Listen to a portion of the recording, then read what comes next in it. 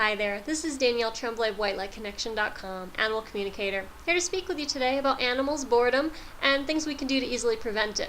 So when talking with wildlife, I've found that they really tend not to get bored, in part because they have the full freedom to choose how they want to express themselves and their bodies in their environment. They can do what they want, when they want, go where they want to go as fast or as slow as they want, and really nurture their bodies by moving in ways that are natural to them and that feel good to them.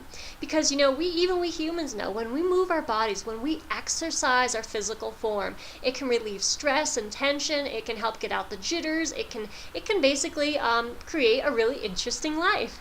So when our animals are bored, what it feels like to them is it feels uncomfortable. I mean, think about the last time you were bored. It was probably physically uncomfortable, emotionally uncomfortable, and that can also lead to feelings of frustration, grumpiness. Sometimes animals will take it out on each other because they can't engage in their natural environment and express that energy. They can't get it out, and so they have to and are forced to get it out someplace within the confines of their environment, and sometimes that animal right next door to them is a sitting duck. So, things that you can do if you have dogs. Okay, so if you've got dogs that love toys, really see what you can do to rotate the toys. If you own 20 toys, put out 5 today and 5 next week, and the different 5. So rotate them every week.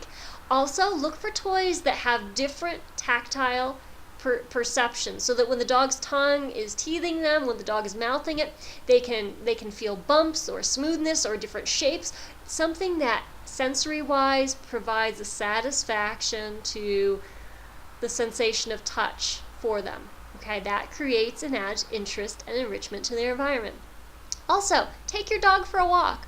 I can't tell you how many times, recently anyway, I've spoken with some dogs that are like, this house is really big, my yard's really big, but it's not big enough. I've seen it all, been there, done that, and I need out. I've got cabin fever-like symptoms.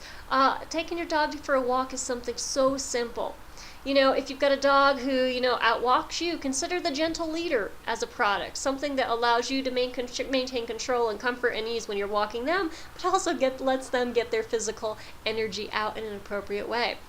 If they like to go fast, consider rollerblades with them, okay? Or, get one of those special attachments for your bicycle that's designed to have your dog on a bicycle attachment so that you can move faster. Take them to the beach, even if they're not a big swimmer, and allow them to experience the sensory perception of sand underneath their toes. It's different than gravel and grass, and fulfilling that sensory detail can be so nurturing to them and their bodies. Creates interest. Playing with them, of course, or if there's dog social, arranging play dates with them with other similar size, temperament dogs, or take them to a doggy daycare and allow them to have that experience a couple days a week so they can engage in play full on, full out with another dog, because the way they can interact with one another's bodies is very different than in the way that they can play with us. Again, it nurtures their soul, it nurtures the sensory perception, creates life in an interesting way. If you've got cats, enrich the environment with things that they can play with. Again, the toys, rotating the toys. If you've got a cat who loves to watch out windows, can you put a bird feeder out there or a bird bath? Can you put out a hummingbird feeder or something that they can watch that's new and exciting? If you've got cats that are jumping all over the place, they're very, very active, consider putting cat perches, cat trees, cat shelves, something that allows them to climb and hide under, and boxes with hole cutouts, create an interesting environment. If you've got cats who are yearning to go outside, but you're preferring to keep them as indoor only, is there some sort of setup that you can create on your balcony, your patio? Can you enclose it so that they can go out there, same with dogs too, and actually feel the wind on their fur? Again, sensory perception. Playing with cats via a laser light or a wand toy. Some of these cats that are normally not toy players at all will love a laser light or these sorts of toys.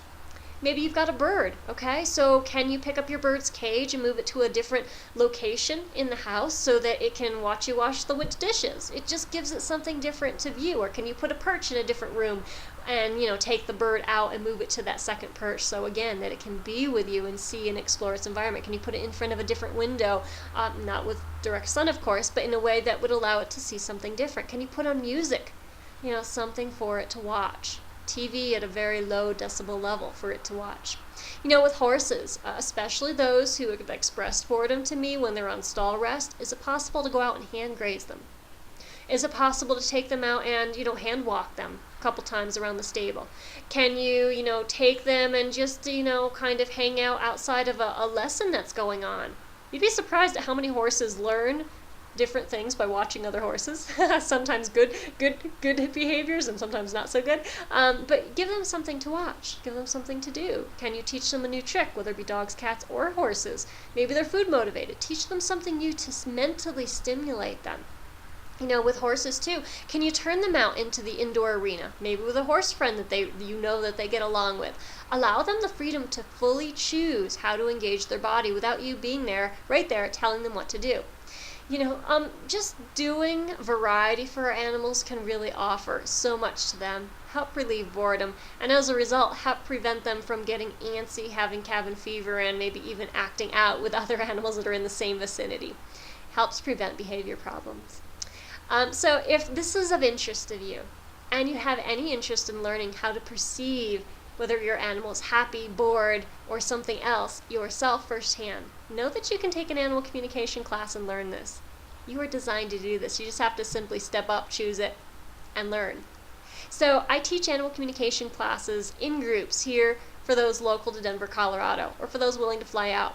I also offer it via one-on-one horse training these days. So if you're located at a distance or you actually prefer one-on-one learning via phone or Skype, you and I can spend 8 hours spread out over 8 60-hour blocks of time in a setting via phone or email where we can actually learn. You can actually learn animal communication.